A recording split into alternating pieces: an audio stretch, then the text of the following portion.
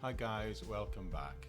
We're together here and we're in the second section of looking at Genesis chapter 33, and I hope today is going to give us all some practical tips, some practical ideas on how we might seek and find reconciliation in our lives. Address those issues of anyone that we're in conflict with, because this re-coming together in the story of Jacob and Esau, I believe, can help us greatly in that regard.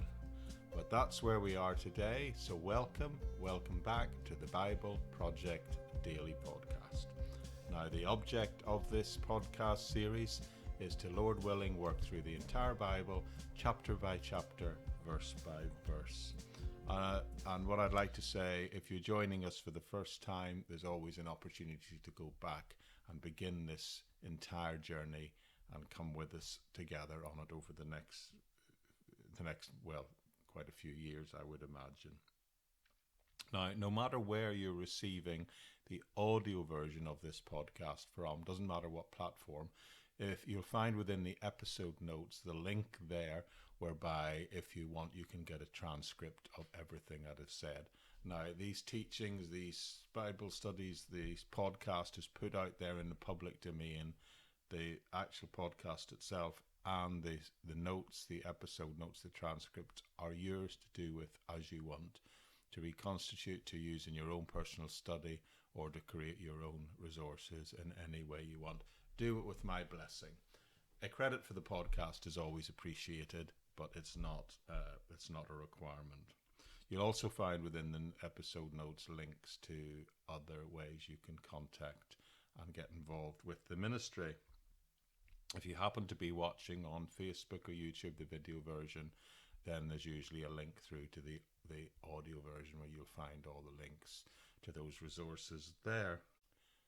But anyway, that's it by way of introduction today. So what we'll do now is we'll go in and we'll pick up in part 2 of the main text, and I'll see you back here at the end. Bye-bye for now.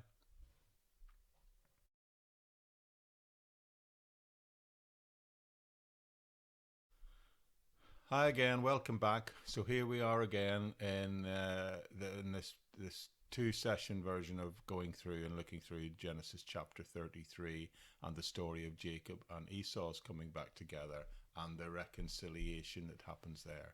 So it's just, I think, worth quickly recapping what I've said so far.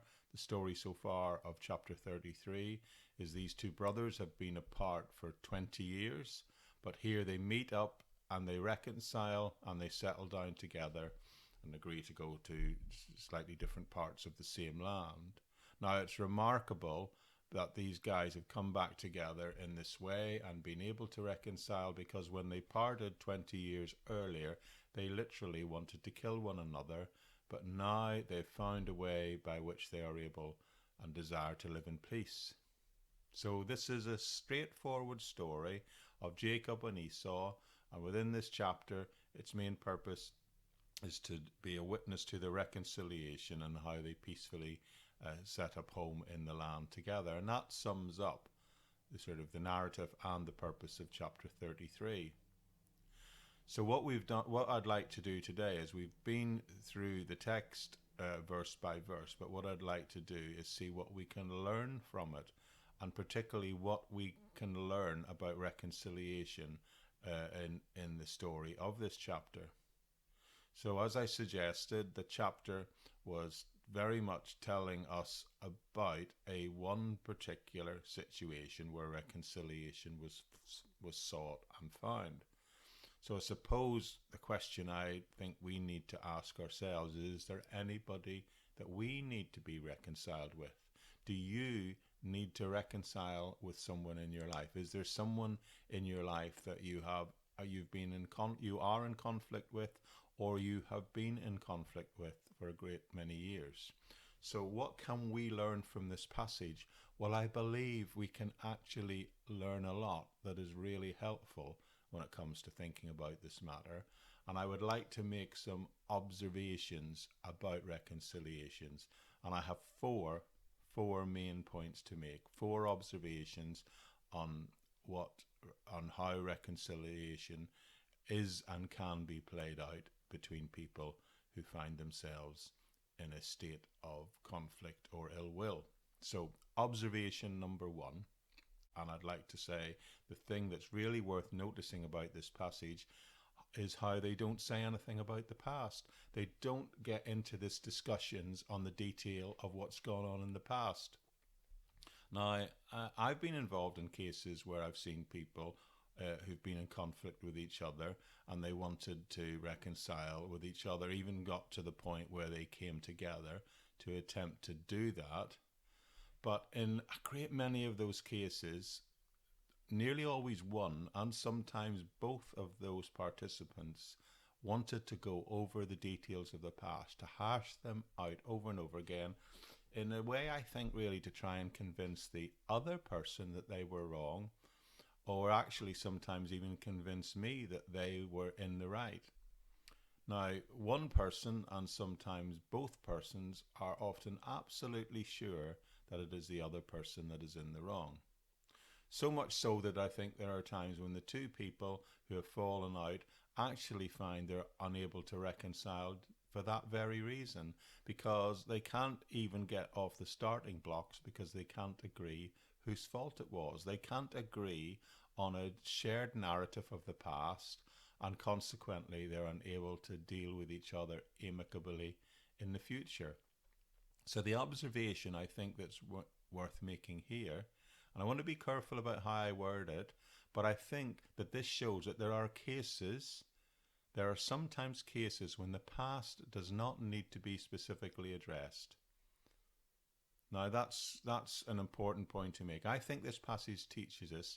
It doesn't teach us that should always be the case, but it does, I believe, teach us that it doesn't have to be done this way every time. In other words, you don't need to dig into the past every time in order to try and agree a way forward.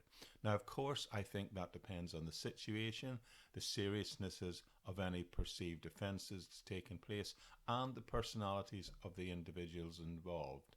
But I believe this story definitely tells us that recognition does not necessarily always have to involve dragging up the past in every case, because clearly that's not what happened in this case. And I think it can be helpful and instructive to know that there can be a way forward for you and for other people without having to deal with it in such a confrontational way. Meaning simply that resolving all the details and agreeing on a shared narrative of the past is not always necessary. It is entirely possible for two people who are in conflict with each other to come to an agreement. An agreement when they say we don't really agree or see the details in the same way as how we got to where we are today, but we can still forgive each other and move forward. Maybe even be well disposed to each other from now on. Maybe even be in friendship with one another. And who knows, in the fullness of time, those details of the past may be able to come back and be dealt with and addressed in an easier way. Excuse me. So observation number one, resolving all the details of the facts of a situation is not always necessary when seeking reconciliation. An old school Bible teacher I read in an old commentary when I was looking at this said this: it is possible to reach a perfectly satisfactory harmony between two people whilst at the same time failing to agree on the basis of how that harmony was achieved. Right? So sometimes people are able just to make a decision to let go of the past and move on, to let bygones be bygones, as that old expression says. Now, of course, that depends on the seriousness of the situation, but I also think it depends very much on the individuals involved, or probably a better way of saying it is the personality of the individuals involved. Now, I don't think that, what I think it's telling us is there isn't an absolute rule laid down in Scripture that you always have to deal with the details of the past or agree with what has happened in the past. So don't let different view of the past block you from seeking reconciliation with someone that you should be reconciled with.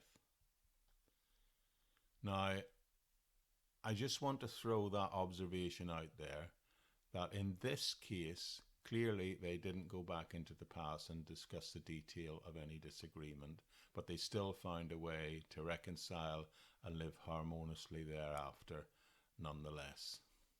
So that's observation number one about dealing with conflict. The second observation I'd like to make is, and I mentioned this earlier, and I mentioned it as we went through the text, in fact, several times, is that for there to be reconciliation between two parties, someone has to initiate, someone has to make the first move. And perhaps it should be, as in this case, the guilty one who is the initiator in a sense of the problem, is seen to be the one who moves first. Jacob, as we know, quite a few chapters back, 20 years back in fact, he was the one who cheated Esau. And in this story, he is seen to be the one who makes the first move. Now, I don't believe it always should have to be that way. And as a matter of fact, in the New Testament, there are passages that talk about reconciliation. And when Jesus is speaking on it, if we look in Matthew's Gospel, well, in one of these situations in Matthew chapter 5, and then there's another situation in Matthew chapter 18. Now, in Matthew chapter 5, Jesus is seen to say, if anyone slaps you on the right cheek, turn them to the other cheek also. So he's clearly pointing to a scenario where, having received the offense, Jesus says the offended one is the one who is to immediately initiate forgiveness. Yet in Matthew 18, we see this situation where Peter comes to Jesus and asks, Lord, how many times shall I forgive my brother and sister who has sinned against me? Up to 7 times, Jesus answered. And I tell you, not 7 times, but 70 times. So it seems to me in Matthew, there's a suggestion, at least, that Jesus is saying that even if you're the guilty person, that you may need to go first, because that person is coming up and asking for their forgiveness, and you are then compelled to forgive them. So in Matthew 18, the guilty person initiates and you reconcile, and in Matthew chapter 5, it is the other person who is guilty, and yet you still need to go first. So what this tells me is that, you know what, there isn't any hard and fast rule about this, except obviously someone has got to make the first move. But here's the rubber, here's the stinger, friends. What this also tells me is that if you're a believer in Jesus Christ and the other person is not, then we are the ones who should always be prepared to make the first move. Observation number 3, and this is very important. Humility is always needed. This whole situation, this whole process has to be wrapped up in humility. Jacob is seen to approach Esau here with an extremely humble attitude. In fact, he calls him Lord, and he refers to himself as his servant. I pointed that out several times as we went through the passage. It happens many times in that chapter, and the fact that it happens over and over again is a narrative technique used to reflect the fact that Jacob was coming with an extremely humble attitude. So let's just pause and talk about humility and what it looks like in these situations for a minute. Humility will always begin with acknowledging the Lord and our position, our moral position as we stand before him, our position as sinners as we stand before a holy God. Throughout Jacob's first meeting with Esau, he is seen to acknowledge first the Lord's blessing in his life, pointing out the blessings he's received and all that God has done in multiplying his flocks, herds, and family in his life. And I pointed this out as we went through the passage, didn't it? And after the first meeting, Jacob was seen to have praised the Lord. And the passage ends, the entire chapter ends with him acknowledging the Lord again. Now that's a helpful, useful insight, because you see, this humble position for the Lord is one thing, but our natural fall in human nature is not to be humble. It is to be proud. We want to boast and say, look at me, look at what I've done. You see, if we just in life compare ourselves to other people, we can very easily end up proud of the fact that we are better than some other people out there. We'll always find people who were better than. When I've talked to people about the gospel and about their need of salvation, I have had many people say to me, "But I'm a good person." And they'll sometimes say things like, I've never hurt anybody, I've never stolen anything, I've never killed anybody. It's interesting to me, they pick the commandments that they haven't broken, right? But ask yourselves, have you ever told a lie? Well, maybe once or twice, now and again, maybe in the past. Or how about, have you ever been jealous of anyone? Have you ever coveted something? Have you ever desired something that was not your own? Now that's a tough one, because these commandments, they don't just ask what we've done or not done, they ask us about how we feel. They actually by nature address our human nature, and they convict us. So we can't just pick commandments that we happen to have obeyed and hold them up as examples of why we have something to be proud of. You see, the point is that if we compare ourselves with other people, we can always come out looking pretty good. I'm better than so-and-so, or I'm better than I used to be. And if you compare yourself to other people, you can always find people who are a lot worse than you. There's plenty of those out there. But you see, when you compare yourself to Jesus, then humility comes rather swiftly to the surface. It must do in that scenario. So the Bible says, don't compare yourself against other people or other people's standards. Compare yourself against God and his perfect standard. Compare yourself against Jesus Christ, his only Son, his life, his ministry, his death. Because the Bible says we have all sinned and come short of the glory of God. So God's Son, Jesus, is the only standard. And if we really see ourselves as compared to him, then there is nothing to be proud about. But there is a whole lot to be humble about. Now in this story here, a lot has happened in Jacob's life. A lot has happened during his 20 years away from home in exile. And he's come back 20 years later, clearly a more humble man.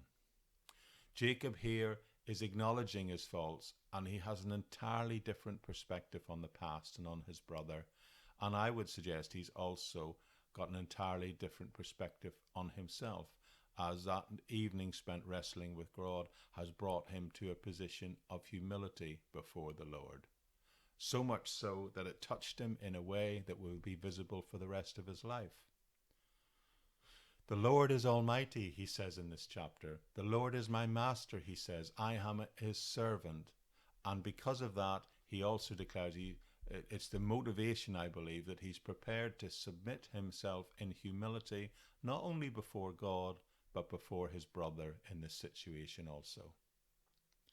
I can't think of a better piece of advice to give you if you're looking to reconcile with someone else than to do what Jacob does and to approach that situation and that other person with a complete attitude of humility.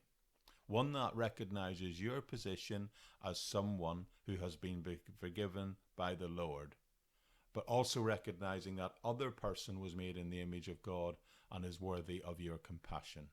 Remembering that Christ died for them as well will always be helpful when approaching someone and seeking reconciliation. Excuse me. Okay, I have a fourth and final suggestion. But let me remind you, the first observation is that you don't necessarily have to rehearse or rehash all the details of the past. The second is that someone's got to initiate, someone's got to move first, and that should, in most circumstances, be you. And the third thing is that when you do move forward, when you do step forward to seek reconciliation, you should do it with humility. But there's something that's very easy to miss in this passage on reconciliation, but it's important, and that's why I want to end with it.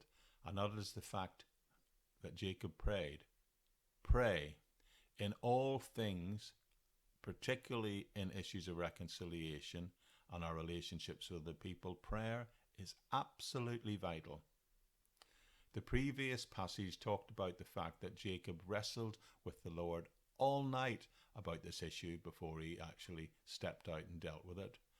Now, as we've done this journey together through the book of Genesis, we've looked at these chapters on the life of Jacob separately over the last few weeks. But if you look at his entire story as a unit, you can't help but walk away from it with the impression that he really prayed about this thing before they finally came together.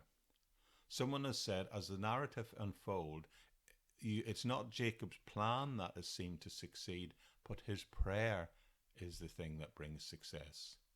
When he met Esau, he found that Esau arrived with a totally changed heart, didn't he? In fact, he ran out to meet Jacob, and Esau embraced him and kissed him, and they actually wept together. You see, all of Jacob's plans, all of his schemes, all of his machinations, in the end came to nothing.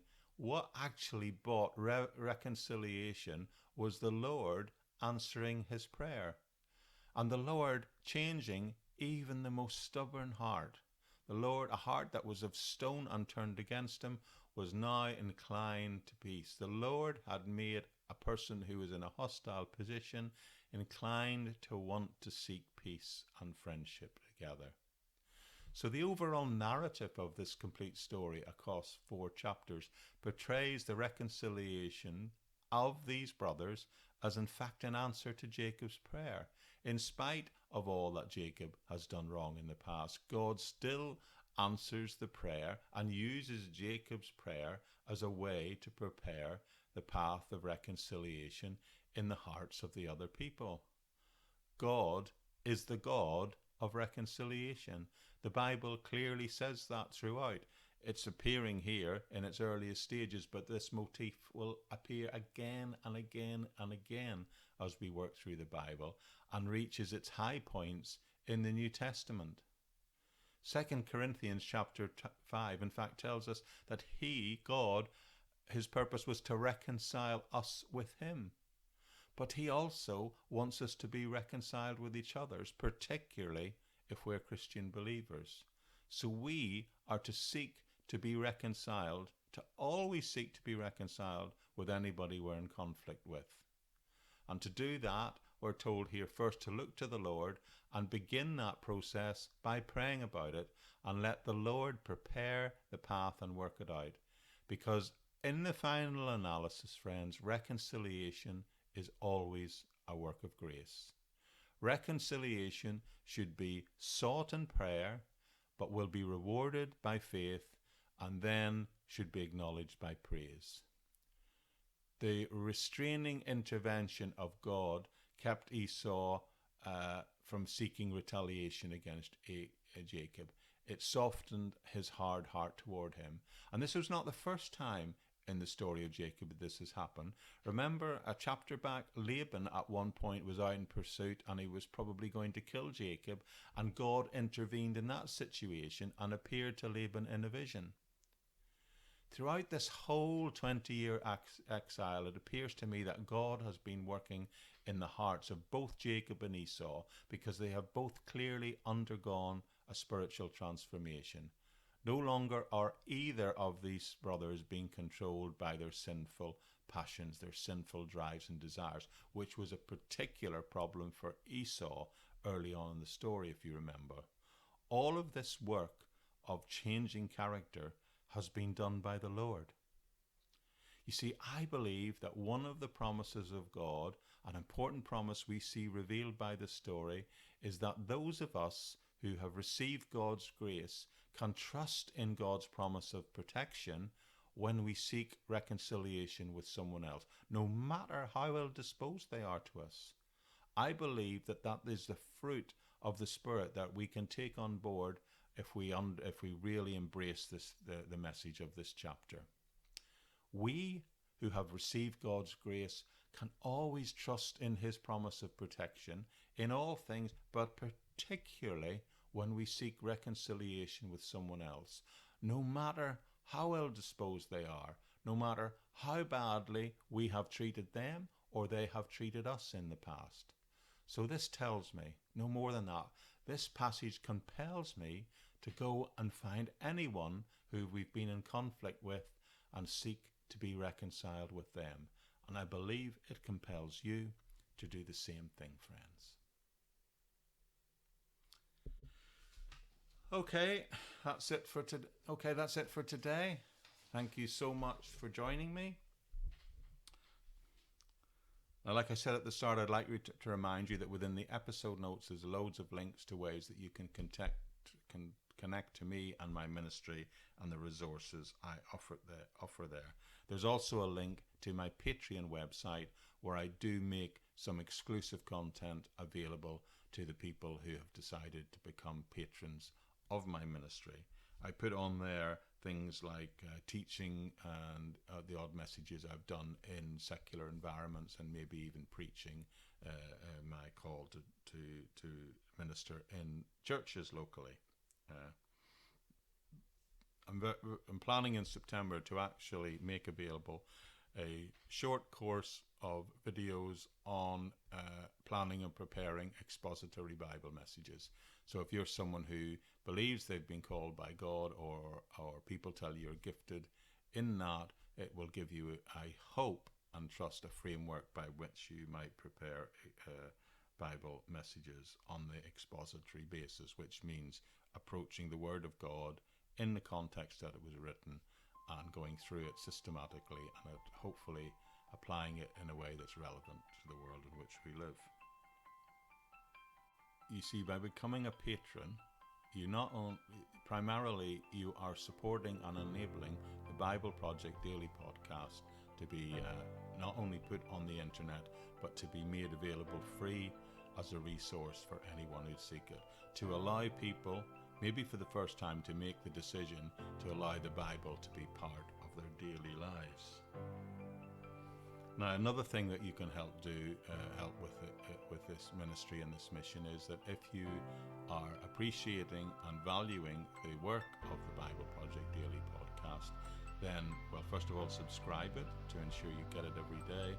But also, if you review it or like it or share it, that just enables it to be seen by more people, which is a really good thing, I believe. But anyway, that's it for now. Thank you again so much for joining me. I hope you're enjoying having the Bible in your life every day. I really appreciate and covet your prayerful support of this ministry. I really can't do this without you in that regard. And I hope to see you back here tomorrow, or very, very soon indeed, on the Bible Project Daily Podcast.